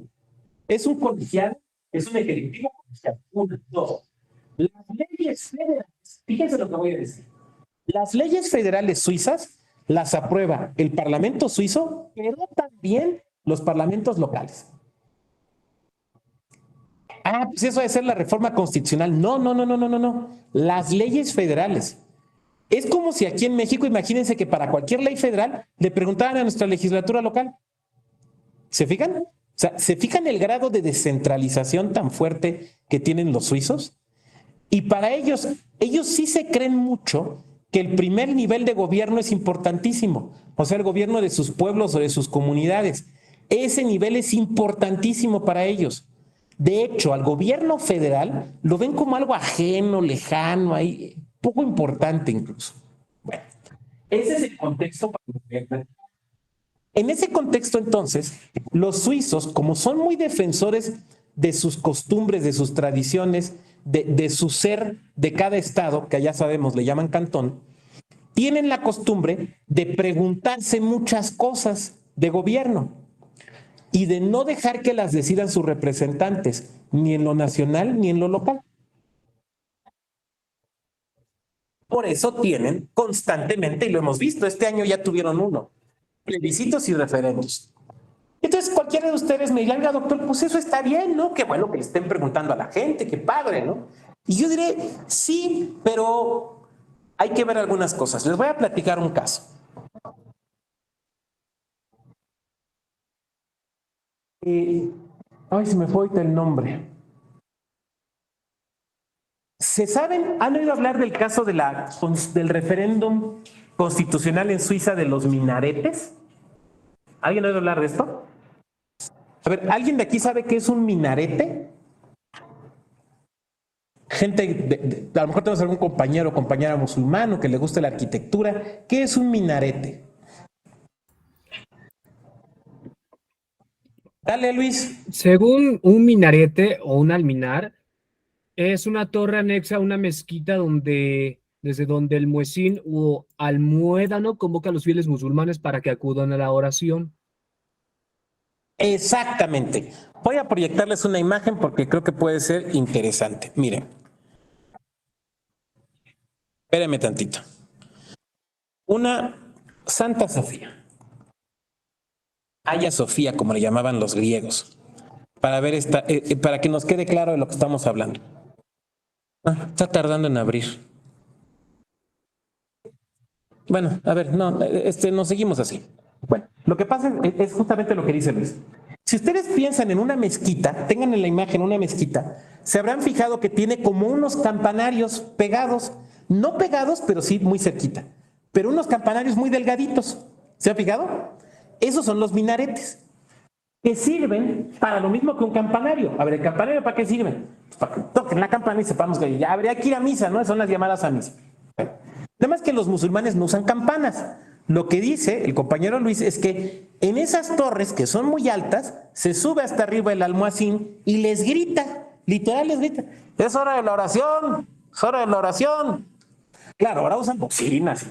Pues antes era grito pelado, ¿no? O sea, abocinando las manos así funciona. Eso es un minarete. Por lo tanto, esencialmente, un minarete cumple la misma función que un campanario. Las iglesias católicas o de otras confesiones cristianas tienen campanarios, los musulmanes tienen minaretes en sus mezquitas. Es un don suizo de fe musulmana, quiere construir un minarete pues para avisar cuando toca rezar para los musulmanes. Porque además ustedes ya saben que el rezo musulmán tiene varios requisitos, ¿no? Por ejemplo, te debes de hincar, te debes descalzar, con la mirada hacia la Meca, o sea, tiene varios elementos ahí que se tienen que cumplir. Entonces quiere construir su minarete en un terreno propio. Va al gobierno municipal a solicitar su licencia de construcción. Oigan, mi licencia para construir un minarete. El gobierno municipal dice, ¿qué minaretes ni qué mis polainas? Aquí esas cosas no. Le dicen que no. Lo impugna, jurisdicción administrativa, gana, pero se genera un conflicto muy fuerte con el gobierno municipal, que insisto, en Suiza es un gobierno muy fuerte. El asunto escala y llega hasta su tribunal constitucional. Y este tribunal dice, a ver, vamos a leer la constitución suiza, porque el gobierno municipal quería a fuerzas decir que no. Dice, a ver, constitución suiza, se garantiza a todos los suizos la libertad de cultos. A ver, don, ¿usted por qué quiere construir el minarete? Bueno, pues porque fíjese que yo soy musulmán y es para el rezo. Ah, ok, está vinculado con la libertad de culto, sí, entonces no le puedes negar el permiso para construir el minarete. O sea, un caso constitucional fácil, diríamos nosotros. En realidad, digamos que desde la perspectiva de derechos humanos no tenía mucho problema. Cuando se decide esto, resulta que la gente se enojó mucho. No les gustó la decisión. Nada más que en lugar de decir, ahora elijamos por voto popular a los ministros del tribunal, lo que dijeron es, hagamos una consulta popular, o sea, un referéndum, para modificar la constitución suiza y que se prohíba la construcción de minaretes. Y a lo mejor cualquiera de ustedes mira, oiga, doctor, pero es que eso sí es excesivo. O sea, limitar un derecho y luego, a ver, por un problema municipal, modificar la constitución. O sea, como que no al lugar, diríamos, ¿no? Pues, ¿qué creen que hicieron los suizos? Empiezan a juntar firmas y que las juntan. Juntaron las firmas necesarias para hacer la consulta popular. ¿Qué hacen la consulta popular? Y que la ganan. La ganan. Juntaron firmas para hacerla, la hacen y la ganan. Y entonces la Constitución suiza dice, fíjense, se garantiza la libertad de cultos, punto y seguido. Está prohibido construir minaretes. Es una terrible contradicción. O sea, sería como decir, se garantiza la libertad de cultos, pero está prohibido construir campanarios. Alguien de aquí podría decir, oiga, doctor, pero bueno, ok, un poco estrambótico, pero no fue la decisión popular, ¿no? ¿Que no hay que confiar en la ciudadanía para que vote y participe? ¿Que no? Pues estos diplomados tienen que ver justamente con eso. Y yo diré, se nos cruza algo, que son los derechos humanos, ¿no? ¿Podemos someter a votación los derechos humanos? No sé. Bueno, o sea, sé la respuesta constitucional, ¿no? Pero estamos hablando de la dimensión internacional. Y entonces en Suiza lo hicieron así. ¿Esto es un ejemplo a seguir? No sé. Les voy a platicar otro caso. Irlanda. Dice, o sea que una democracia participativa delega a las minorías. Irlanda, la verde Erin, ¿no? Esta tierra que nos ha legado grandes escritores, grandísimas plumas. y cerveza muy pesada. ¿Han visto al presidente de Irlanda? No al primer ministro, al presidente de Irlanda. Terminando la clase, busquen al presidente de Irlanda y busquen presidente de Irlanda y su perro. Porque en varias ocasiones le ha pasado que el señor está dando una conferencia de prensa ahí como en un jardín y se le sube el perro y lo empieza a lamer y demás. Y este señor está en una transmisión nacional y está apapachando al perro. Es un tipo adorable, es adorable. Bueno, en Irlanda, fíjense la consulta popular que hicieron. Ahora, recordemos algo. Irlanda es un país católico. Más católico que México. Más católico que México.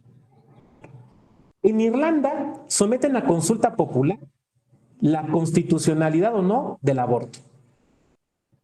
Unos anduvieron con que si obras públicas y que si la cancha, no, vámonos a lo aborto. ¿Se puede o no se puede? ¿Y qué creen? Ganó el sí. Ganó el sí. O sea, ganó el que sí es constitucional. Oiga, ¿pero qué? Ganó el sí. Ahora, igual y alguien de este salón me diría, oiga, doctor, pero pues es que en los dos casos que ha platicado, de Suiza y de Irlanda, están consultando temas de derechos humanos. Bueno, como vamos a ver mañana, en algunos casos mexicanos, parece que también lo que se consultan son derechos humanos. En todo caso, lo que estoy tratando de ilustrar es cómo sí existen estos ejemplos. Quiero poner un último ejemplo que se me hace importantísimo, internacional, que es el de Francia. Francia tiene una historia bastante peculiar con este tipo de consultas. La primera consulta que hicieron los franceses, curiosamente tuvo que ver de manera indirecta con México. Ustedes se acuerdan que hay dos Napoleones en la historia, ¿no? Bueno, hay tres, ¿no? O sea, Napoleón el Grande, su cadáver está en los Inválidos, Napoleón el Grande. Su hijo, de muy triste vida, Napoleón, y llamado el rey de Roma, que nunca fue rey y que murió muy joven, prácticamente murió niño. Y después su sobrino, Napoleón III, el de la invasión a México, que era un pelmazo. Un pelmazo con los bigotes engominados, pero... ¿Cómo llegó Napoleón? ¿Alguien sabe cómo llega Napoleón III a ser emperador? Es una historia interesantísima. ¿Quién sabe cómo llega a ser emperador? Porque primero fue presidente. Fue una cosa rarísima. Francia, después de haber sido imperio con Napoleón, luego vuelve a ser monarquía en la época de Luis Felipe, igualdad y demás, y después ya terminan corriendo a los reyes. Ya no los matan, nomás los corren. Entonces, se vuelven república. Vienen unas elecciones y Luis Napoleón III, o sea, Napoleón III, se presenta como candidato a presidente y gana. Ya siendo presidente, fíjense, presidente, y estoy hablando de Francia, se supone que es primer mundo, ¿no? Ya siendo presidente, dice, oigan, ¿por qué no nos volvemos imperio otra vez? Pues, a final de cuentas, yo soy descendiente de Napoleón el Grande, ¿no? Y lo somete a referéndum. Un referéndum constitucional, 1854, si la memoria no me falla, es 1850 y tantos, ahí lo pueden buscar, para que Francia deje de ser república y vuelva a ser imperio. Y él en automático pase de ser presidente a ser emperador. ¿Y qué creen? Ganó en referéndum. Es una cosa rarísima. O sea, ¿se imaginan en México un referéndum similar para decir, dejamos de ser república y nos convertimos en monarquía? Es una cosa ilógica. Pero lo hicieron los franceses, ¿no? ¿Qué cosa, no? O sea, pasar de república a imperio, ni siquiera monarquía, a imperio. Les fue como en feria, ya sabemos cómo les fue, ¿no? Nos invaden, no pueden con nosotros, luego los prusianos los invaden, se los carga el payaso, les fue re mal. Después reviven esta figura después de la Segunda Guerra Mundial. Ustedes recordarán que el gran héroe francés de la Segunda Guerra Mundial fue ese hombre altísimo, medía casi 2 metros, que fue Charles de Gaulle, ¿no? Cuando termina la Segunda Guerra Mundial, de Gaulle se queda por año y medio como, digamos, pues, presidente de facto de Francia. Vienen elecciones y digamos que el grupo político que él apoyaba pierde. Entonces de Gaulle lo que hace es que se retira. Él dice, no me quieren, me voy. De Gaulle, pues usted nos liberó. No, yo me voy a mi rancho. Y se va a su rancho. Allá le llaman granja, no le llaman rancho. Y vive alejado de la política más o menos por 10 años. Hasta que les explota a los franceses, pues el tema de Argelia, ¿no? La guerra de Argelia. De la que ustedes tendrán noticias, por ejemplo, porque por ahí anduvo, de Argelia era Albert Camus y demás, ¿no? Cuando viene la guerra de Argelia, están a nada de un golpe de Estado en Francia por parte del ejército. Y entonces ya cuando están a punto de que salgan los tanques a tomar las oficinas, los políticos franceses dicen, ¿cómo lo paramos? Pues la única manera es de llamar a alguien a quien todos los franceses respeten. Ese único hombre era De Gaulle. Entonces van por De Gaulle, o sea, van por un militar para frenar un golpe de Estado militar. Van por De Gaulle y De Gaulle dice, órale, les voy a tirar palo, les tiro palo. Pero con una condición, voy a gobernar un año, año y medio con poderes dictatoriales. Nada de que de nada, yo mando. Y segunda, voy a hacer un proyecto de constitución. Entonces, hace un proyecto de constitución, la del 58, y lo somete a referéndum.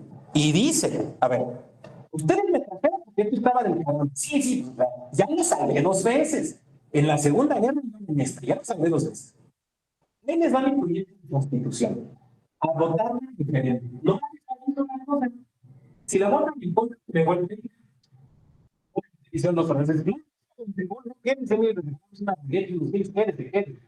y votan a favor del referéndum. Y De Gaulle, en varias ocasiones a lo largo de su presidencia, que dura hasta 1969, cuando entra Georges Pompidou, gobierna mediante referéndum. Ya no se el pueblo brincando lo que hacía es que se lo brinca y como mediante un referéndum, ¿no? A ver, aquí ya me odian mejor, ¿verdad? Entonces, se brinca pueblo mediante un referéndum, ¿no? Hasta que era un tipo muy inteligente. Allá por 1968-69, quiere hacer una nueva modificación constitucional para cambiar las facultades y la integración del Senado, ¿no? Y entonces, ahora, esto es por el 68, para la educación con los estudiantes y todo. Entonces, De Gaulle ve venir las cosas tan bastante complicadas. Entonces, hace esta convocatoria, un nuevo referéndum para modificar algunas cuestiones del Senado, lo pierde. Las malas lenguas dicen que sabía que lo iba a perder y que por eso tampoco le metió mucha energía. Lo pierde y entonces dice, Francia me ha perdido la confianza, ya me voy a mi casa, ya cumplí mi función.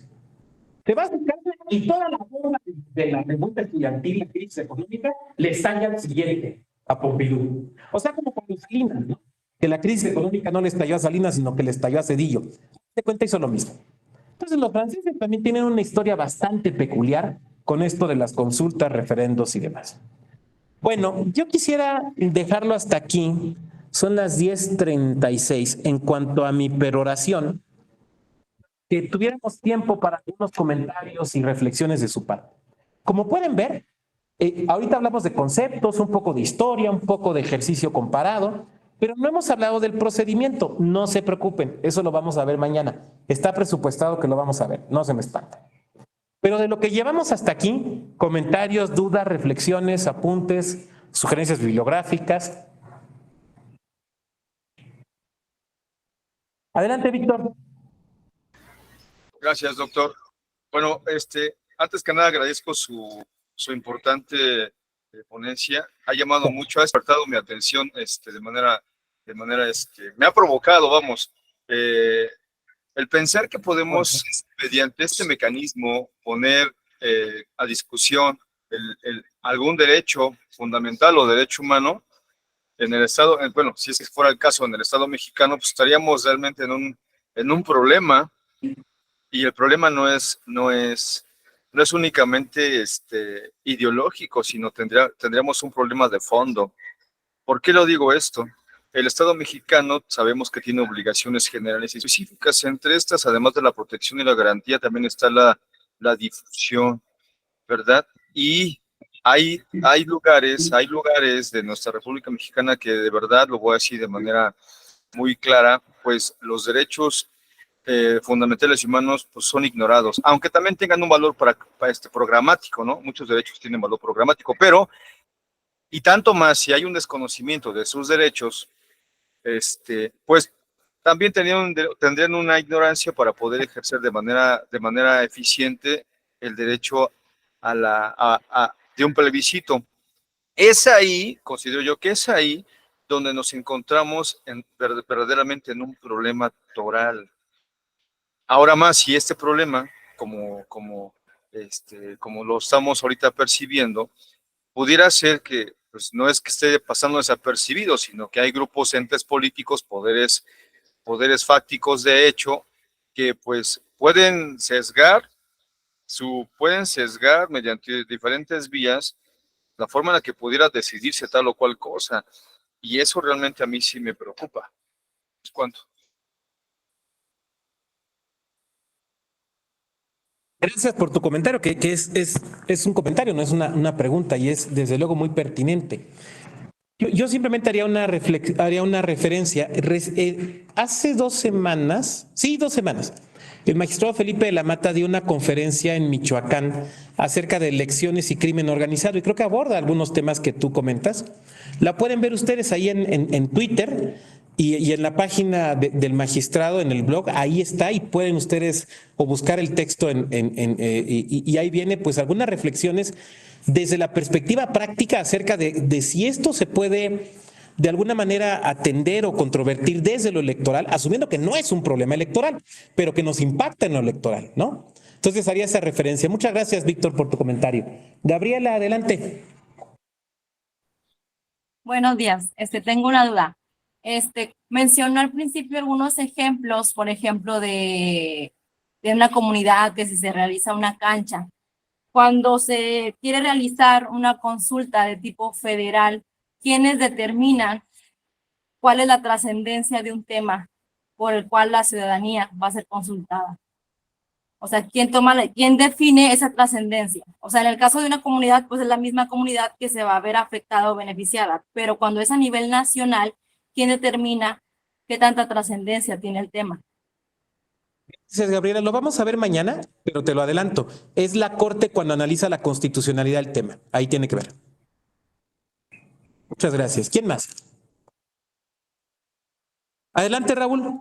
Yo quisiera preguntarle respecto a si considera oportuno ampliar el derecho electoral hacia un derecho político electoral o derecho ciudadano, al que, debido a que la autoridad electoral muchas veces también realiza estos mecanismos que no simplemente se limitan a la renovación periódica de los poderes legislativo y ejecutivo. Te refieres al concepto de lo electoral. Bueno, yo me voy con el criterio, en principio con el criterio de la Corte que fijó en una jurisprudencia de 2007 que dice el rubro es materia electoral, concepto o criterio para efecto de las controversias constitucionales. Y ahí la Corte define que lo electoral tiene que ver con derechos político-electorales, derechos de asociación, votar, ser votado, instituciones políticas, ¿no? Esto es amplísimo. Pero yo creo que además, eso dijo la Corte en 2007, pero yo creo que le tenemos que sumar 2 elementos más. Estos 2 que voy a decir los digo yo, no los dijo la Corte. Por lo tanto, igual y me equivoco, pero bueno, viendo lo que ha evolucionado de 2007 a la fecha, yo diría que habría que sumar 2. Uno, los mecanismos de democracia participativa. Los mecanismos de democracia participativa también son materia electoral. Tan es así que lo vimos con la revocación de mandato, ¿no? ¿Cuántos juicios electorales por promoción y demás, y publicidad personal y propaganda personalizada y demás? Eso. Y el segundo elemento que yo sumaría es violencia política de género. Me parece que entonces a los 5 elementos de la Corte de materia electoral, yo sumaría mecanismos de participación ciudadana y violencia política de género. Ahora, en la reforma electoral, al contrario, lo que hacen es reducirlo y dicen que en materia electoral únicamente es elección de autoridades populares por el voto popular. Ya veremos lo que dice la Corte, ¿no? Ya están cerca de debatir. Muchas gracias, Raúl. Gracias, perfecto. Muy bien, ¿quién más? ¿Nadie? Sobre minaretes y cosas por el estilo, ¿no? Dale, Víctor. Gracias, aprovechando. Entonces, aquí viene ya una cuestión. En su opinión, o no sé, también que mis compañeras y compañeros pudieran aportar, ¿sería viable hacer un trabajo como el que usted nos está explicando hoy, de participación ciudadana, para preguntar si es posible o será factible que aquellas ciudadanas mexicanas y mexicanos que se encuentren en Estados Unidos puedan votar o no? ¿Esa pudiera ser sometida a una consulta? El poder preguntar si ellos tienen derecho a votar o no. A reserva de lo que las compañeras y compañeros quieran opinar, yo diría que a mí me parece muy interesante. Vamos a ver mañana cuáles son los temas que por mandato constitucional no se pueden someter a estos mecanismos. Yo creo que aquí tendríamos una doble prohibición. Primera, porque es materia electoral y la Constitución dice que no sé si sea contradictorio, pero lo dice así la Constitución. La materia electoral no se puede someter a consulta popular. Y segunda, es un derecho político electoral, por lo tanto un derecho humano. Y la limitación de derechos humanos tampoco se puede someter a consulta popular. Entonces, la respuesta formal, o sea, desde el sistema jurídico es no se puede. Pero, pues, el debate se puede dar. Wilfrido, adelante. Gracias, maestro. Yo dos preguntas nada más, o una pregunta y un comentario. Leí en su presentación que también incluye como mecanismos de participación ciudadana las candidaturas independientes, y me gustaría preguntarle por qué. Y segundo, en cuanto a la trascendencia de los temas de la consulta, que muchas veces deben limitarse a un ámbito geográfico muy preciso, nosotros tenemos la experiencia en Oaxaca, que en 2015 se hizo una consulta a la ciudadanía del municipio de Oaxaca de Juárez para ver si estaba de acuerdo que se construyera el Centro Cultural y de Convenciones en el Cerro El Fortín. Y se llevó a cabo el ejercicio por el instituto, ganó mayoritariamente el sí, pero cuando llegó vía impugnación a la Sala Superior invalidó los resultados porque, de acuerdo a su criterio, la consulta no solamente se debió haber hecho en Oaxaca de Juárez, en el municipio, en la capital, sino que debió haber abarcado todo el estado de Oaxaca. Muchas gracias, doctor.